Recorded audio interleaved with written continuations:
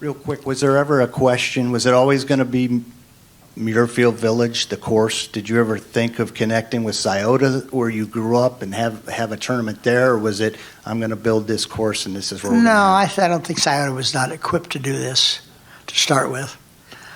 Scioto is a wonderful golf course. I grew up there. I haven't seen the new one. I hope to slip down there this week and see it. But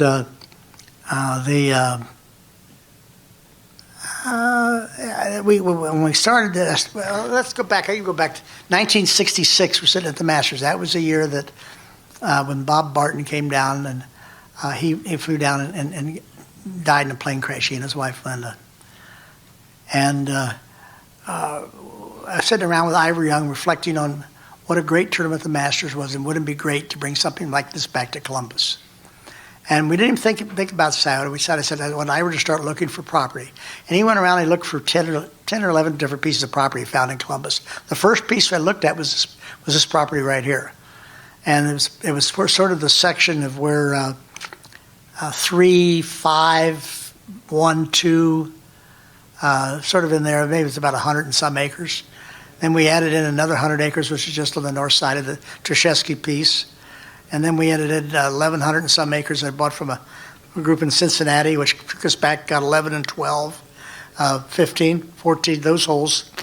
And ended up getting 1,100 and, I don't know, about 1,156 acres or something like that. And we ended up saying, what do we want to do with this?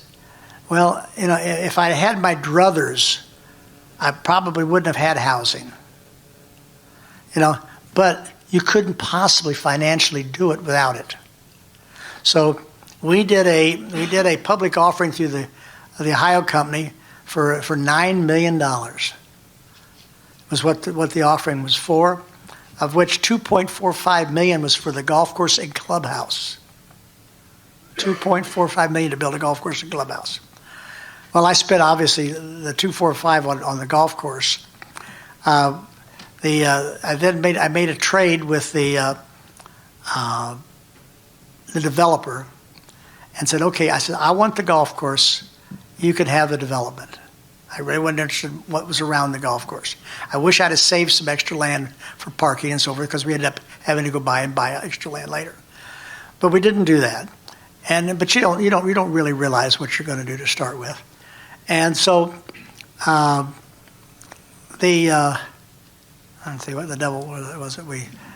So anyway, we decided that they took that, and then I structured a deal with the membership that they had from 1974 till 2004 to buy the golf course back from me at the amount of money that I had in the land, which I don't mind telling you was $445,000. So the membership bought this golf course back from me for $445,000.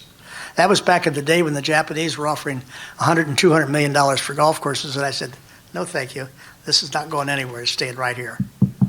And so, and they approached me. So I said, no, I'm not interested in that. I'm interested in one thing. I'm interested in the memorial tournament and doing it properly.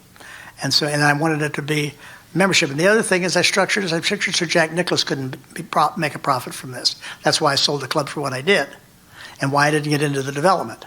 I didn't want all the guys who were my contemporaries coming in here and saying, oh, look, Jack's profiting off of us. Well, I didn't want that. And so I can honestly open my mouth. The guys that I played golf against, Jack Nicklaus never had a penny. So that was all put together on purpose.